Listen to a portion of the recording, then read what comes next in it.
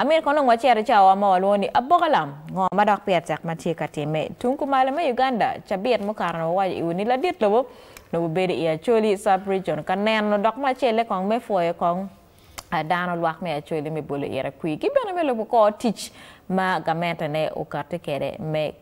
yopone titwale teach machalo program machalo PDM erani ko beti Lutela go me Acholi ki mere Rwate ki la dit lobo president Museveni ka neno yo ngom Magian giramo nyak kere lok nyo pera matie ya Acholi. Amir kawanen kong chel kidwan ini ka dakwadugi.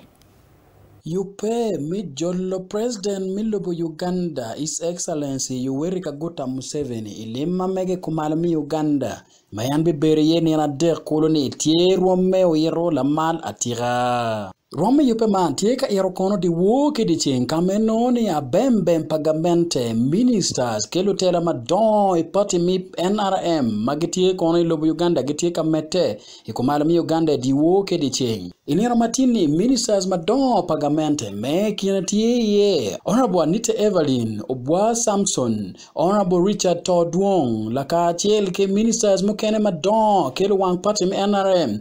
Gubino kono go chako ka chako ma megi ke dulu els ke wiki komi mi achel magitie bo mama dit mi gulu vuli lungwe ke bora ke jo magen ke noni pigi terra tira mi bino ka chiar ka wini lok pala dir lobo mabeti me ka underground yupe man kono chaka ma terra tira ka me noni president Yoweri Kaguta Museveni tie ka bino ko ka timu je mo kene ma pol ma pigi tege ko malami Uganda ikina eketo kono visi manyen monen gulu university limo kono lufu la ka chiel ke ka choke mo ken ma pol ma pigi tego neno kin milwenye kum cham chana yo angom ke romri em ke chan ke do ma pira teke titke eka ngwen min nyayo kono lonyo ikin dano ke achel Alfred kwa matie kono mea mi gulu city ikar matie ka loke wigi kum achel dok ene ye kono chwalo ko pa wigi kummi board minister maneno lokum nyayo lonyo la ka chiel ke bembem NRM ke ministers maguberu tieni eno legoni wigi kum achel ma mir ke bit kar mi konyo gi kono piani ker melim petie wachiel Pagane Bigulu City Komir Chak Kirkidama Rom Pierario the implementing Kagiromo sponsoring Yogiromo initiative Mano establishing Ekachiel Mekopi Kaikari Dairy Animal 55 for those 20 people Kaki Kerigi Mukene Chalatam Tajam in 4 acres. We can learn how the 4 acres model can be implemented. Honorable Evelyn Anite, Matie kono minister maneno lokum nyayo lonye lobo Uganda. Ikar ma en kono tie ka loke wigi kom machiel ke wigi kom merio ke city yard matie bon madit wigulu eno yaro tien lim paladit lobo. Now we are going to name and shame those people who have shown. They are going to be yaring in Kamaleng. Because the president has brought new money. Liman dite tio chung ikin man miriemo kono chan ikin annually mi komara milobo Uganda. Pilo angea mo chuin i WANG-OO TV aber Dennis Oti Igulu City. For the 12 men chel matie kakati anani pat inano chel pa minister me privatization me Evelyn Anite tie wa ya Acholi kuja ka canvassing votes le mona wa ko mer ka bitu kui nyoki beren beteto la ma le gamete pala dit lo tikatem ne I Acholi wak maduong ngano matching etu inger gena sedinare bank ni rup wa meya aga gana ko wa ikene Lokma nani chan wangi ni la dir lo boberu gera kono pange ka chokane u nyako nyiga deda ini itami jo magoro chate mayiro eni magete wote I district mo wa chielo no cha lobo mero kongien me mire penye kekeni donc kakiti wa yiki mero lokke la tela lobo peni dano wen bu lokke la tela lobo gin mano miro ketim mabe ketim gin makroni business clusters lu biachar madon gulu chalo ka nyergni go kat go wach peroge lu fu madon go kat ki ngoma ti agenda mamegi lu boda o kat ki agenda mamegi manu ki choy dogi mo be kata ki wani ki choy petition ka ke chiero ke mi in ngarchel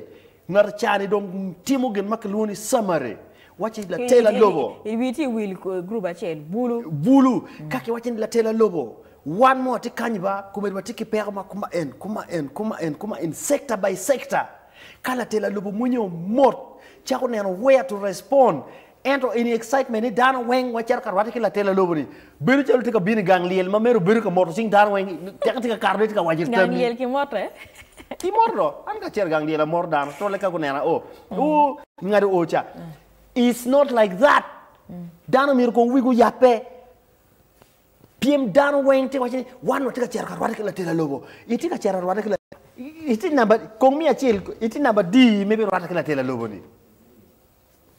on your kiti look money how well have you filtered your looking in meto o bola tela lobo kini atam I gan tam ermeti mi tam ma bed day ma anytime any chaka ki bot lo tela ma megwa en pe la dit lo do bien ka organizing one lo tela ma megwa e mer go kata ke ni ba la dit lo bo bien en ba pero utika kwena pero ABC kire wa ke wondo fu pero utikwena wondo tena bulu pero utikwe wondo bia chara pero utikwe won mon pero utikwe won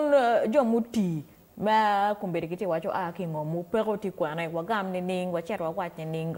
lo tiki cha meneno groups padan ma pat igni wen keje ket group wen ka chelo PM inina ema ginu wa wacho kumano ni Lutela matamu mapigi tamo pegin onyope ngoma gen miru ge team nogi organizing dane clusters ni na dek mala dirti konne donc kake wanyane but you told me about the youth gitikwe go to the hub you told me about agriculture tikwe uchero nyuru potentials gulu kumalame Uganda for example ministers geomatica organizing retreat pa president Museveni on record Honorable Todwong Secretary General ake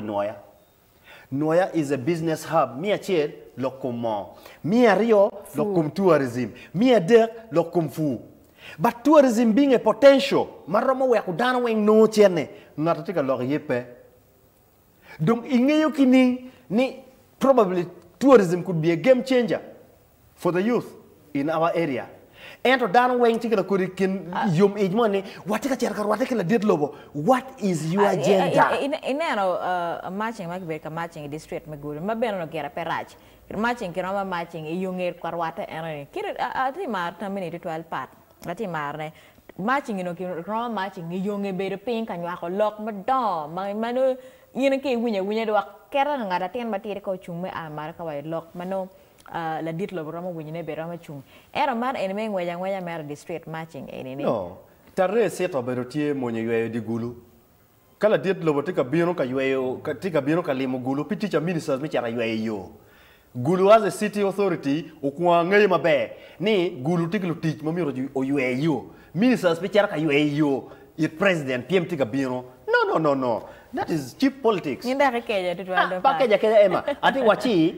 teach market you mabe ke konyo dana menyang matut ni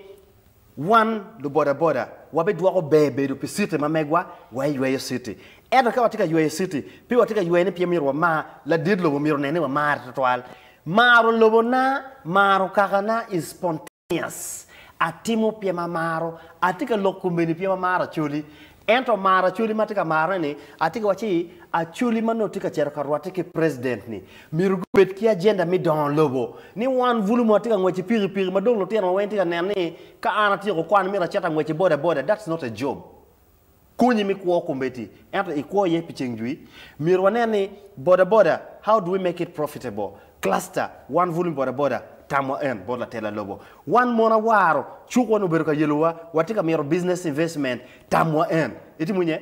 group mati organize luma ana ngai matika lock on set the fish vendors association mon magacharo reche giti wa catering team mamege very organized makka ke binu kwachi PDM tika binu chena mi PDM chero e cluster watching boda team be organize kaka ene team be business tikuma bene peke kero million pierre der makati wachene ema ki kero chene mak olo kero aloga ento eni down to chero imunyi gira anita wachene the president is coming is bringing you money o we go down to pom giti ka chero kadi acham achuti iya ka no di bapana matini achamo cha dokwe de ganga eni konyo in konya chuli pe konya chuli achuli mer jima kati la wa chel kara chel pini is coming to give individuals money one po mer chene ni one mer chene palwa Pia chuli